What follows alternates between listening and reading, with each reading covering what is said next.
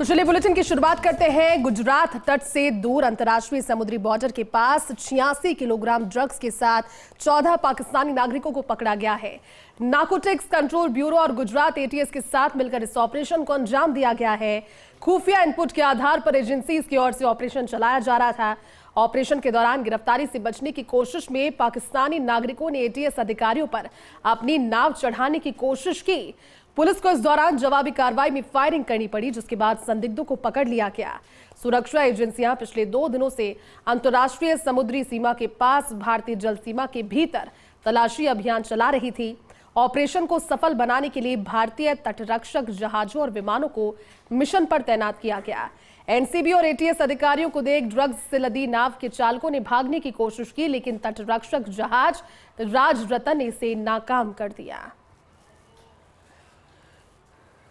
इस पूरे घटनाक्रम की जो इन्वेस्टिगेशन होगी वो इन्वेस्टिगेशन नार्कोटिक कंट्रोल ब्यूरो की तरफ से की जाएगी।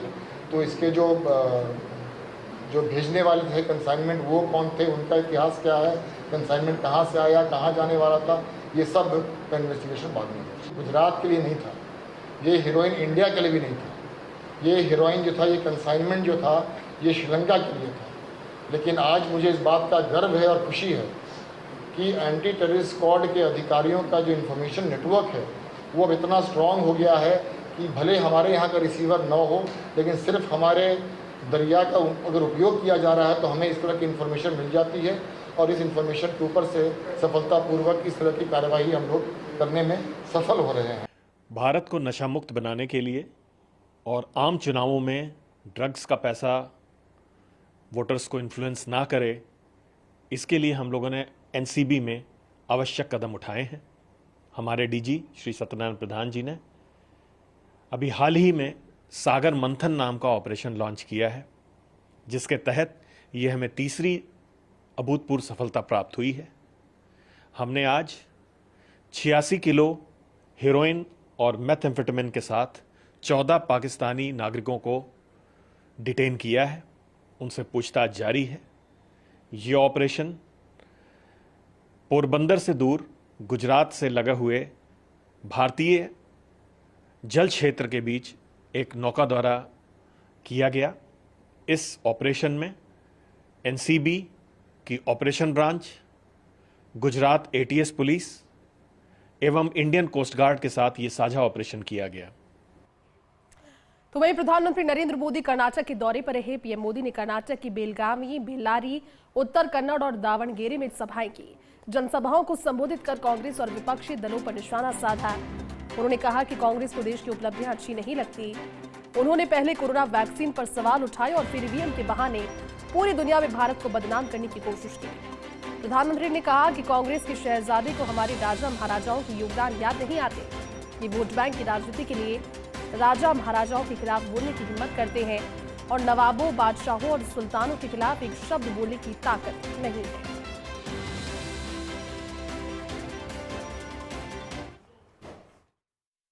भारत का शक्तिशाली होना आप गर्व करते हैं, आपको गर्व होता है। भारत की पहचान मदर ऑफ डेमोक्रेसी के रूप में होने लगी है। ये गर्व होने वाली बात है कि नहीं है? गर्व करने वाली बात है कि नहीं है? भारत से 25 करोड़ लोग गरीबी से बाहर निकले और जब 25 करोड़ लोग 10 साल के भीतर भीतर गरीबी से बाहर निकलते हैं तो हर हिंदुस्तानी का आत्मविश्वास बढ़ता है कि नहीं बढ़ता है? आपका आत्मविश्वास बढ़ा कि नहीं बढ़ा? और इसलिए देश कह रहा है गरीबों के कल्याण के लिए फिर एक बार। पहले जब भी हार जाते थे तो ईवीएम को टोपी पहना देते थे। क्यों हारे? ईवीएम। डिपॉजिट क्यों गई? ईवीएम। मोदी क्यों जीत गया? ईवीएम। वो दिन रात चुनाव आते ही ईवीएम ईवीएम ईवीएम की माला जपते रहते थे। अब परसों सुप्रीम कोर्ट ने ऐसा चाटा मारा है,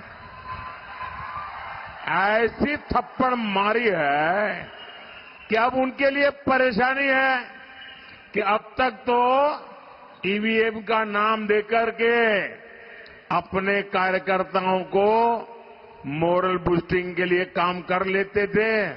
अब उनकी मुसीबत है, अब ये ईवीएम वाला बहाना भी तो सुप्रीम कोर्ट ने ले लिया। अब हार जाएंगे तो बोलेंगे क्या?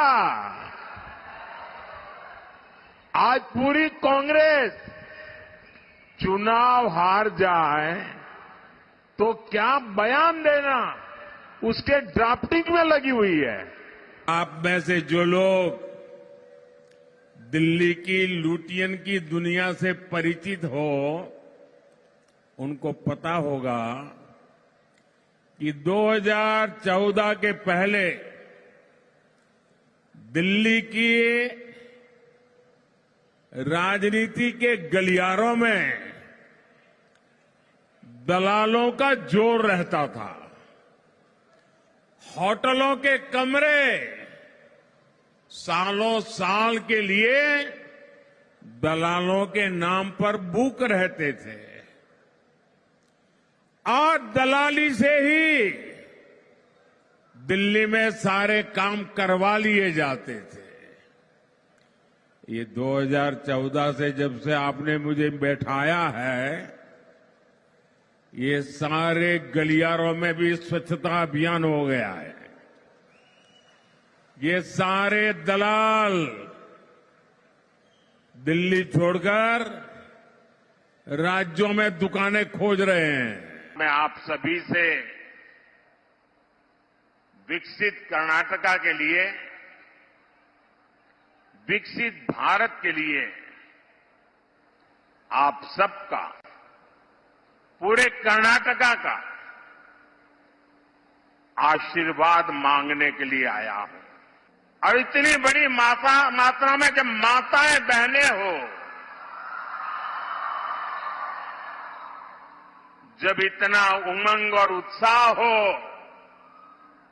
विजय का विश्वास हो, विकसित भारत का संकल्प हो, तो फिर मुझे पक्का भरोसा है आपके आशीर्वाद में कोई कमी नहीं रहेगी।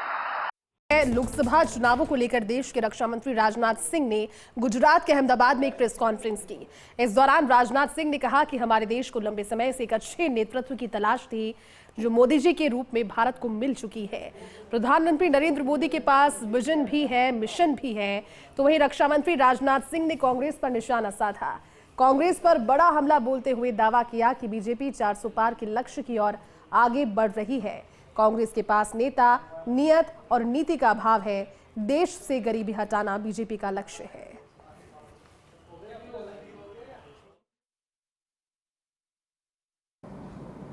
ऐसे ऐसे राज्यों में भी मेरा जाना हुआ है, जैसे तमिलनाडु और केरल, जहां कुछ साल पहले तक भारतीय जनता पार्टी का कोई खास जनाधार नहीं था और हमें एक भी सीट पर वहां पर विजय प्राप्त नहीं होती थी। मैं कह सकता हूं कि वहां बीजेपी केवल मजबूती के साथ लड़ ही नहीं रही है, बल्कि कई सीटों पर हम वहां पर विजय हासिल करेंगे। मैं पूरी तरह से कॉन्फिडेंट हूं। साथियों, ये 2024 का चुनाव बीजेपी पिछले 10 वर्षों की जो हमारी उपलब्धियां हैं, गुड गवर्नेंस यानी सुशासन, और साथ ही साथ विकास, और इनके साथ साथ प्रधानमंत्री की लोकप्रियता, विश्वसनीयता और उनके शानदार ट्रैक रिकॉर्ड के आधार पर हम लोग ये चुनाव लड़ रहे हैं। केंद्रीय गृह मंत्री अमित शाह उत्तर प्रदेश के दौरे पर है। इस दौरान उन्होंने कासगंज में चुनावी जनसभा को संबोधित किया। उन्होंने कहा कि चुनाव में एक और राम भक्तों पर गोली चलवाने वाले हैं तो दूसरी ओर राम मंदिर बनवाने वाले हैं। जनता गोली चलवाने वालों को पूरी तरह से नकार रही है। उन्होंने सपा कांग्रेस पर निशाना साधते हुए इन दोनों ही दलों को झूठ की फैक्ट्री बताया। भाइयों बहनों, खुद अखिलेश कन्नौज से लड़ रहे हैं, मैनपुरी से, डिंपल यादव उनकी धर्मपत्नी लड़ रही है। फिरोजाबाद से अक्षय यादव उनके भतीजे लड़ रहे हैं। बदायूं से आदित्य यादव परिवार से लड़ रहे हैं। आजमगढ़ में धर्मेंद्र यादव लड़ रहे हैं।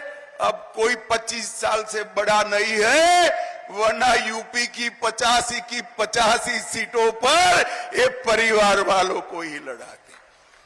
भाइयों और बहनों, नरेंद्र मोदी जी ने जातिवाद और परिवारवाद को समाप्त कर यहां पर गरीबों का कल्याण का यज्ञ चलाया है।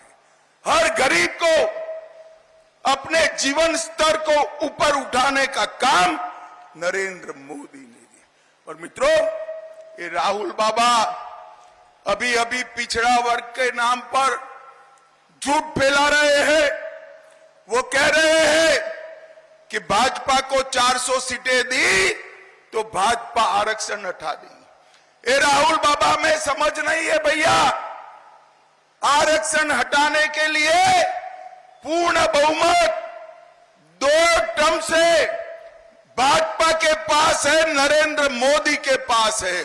परंतु नरेंद्र मोदी जो है वो आरक्षण के समर्थक है। मैं आज मोदी गारंटी कहकर जाता हूं, SC, ST और पिछड़ा वर्ग का आरक्षण ना भाजपा हटाएगी, ना किसी को हटाने देगी। ये मोदी का गारंटी। तो वहीं कांग्रेस सांसद राहुल गांधी ने ओडिशा के केंद्रपाड़ा में एक जनसभा को संबोधित कर केंद्र सरकार पर जमकर हमला बोला। उन्होंने बीजेडी और बीजेपी के बीच सांठगांठ का भी आरोप लगाया। राहुल ने कहा कि बीजेडी और बीजेपी ने मिलकर जनता को सिर्फ चूना लगाया है और पान खिलाया है। राहुल गांधी ने कहा कि यहां बीजेडी और बीजेपी शादीशुदा है, दोनों एक दूसरे के साथ मिले हुए हैं।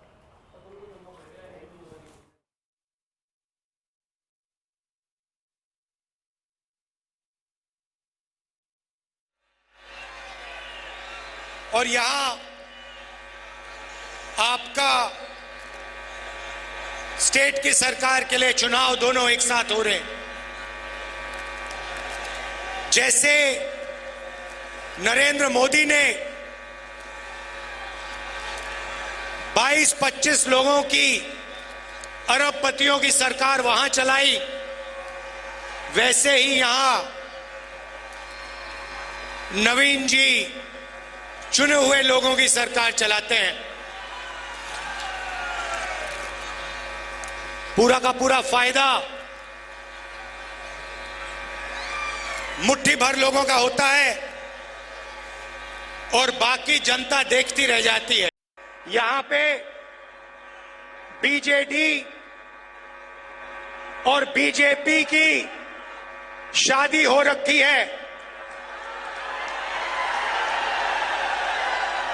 जिसको मैरिज कहते हैं, उसको आप पार्टनरशिप कहिए,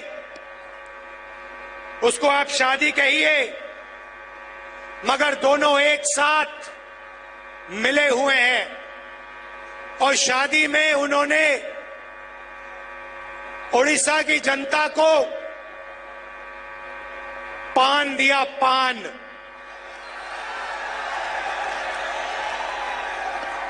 दिल्ली के अंकल जी ने और नवीन बाबू ने पार्टनरशिप करी, वही 22 लोगों को पूरा फायदा दिया, अदानी को स्टेट पकड़ा दिया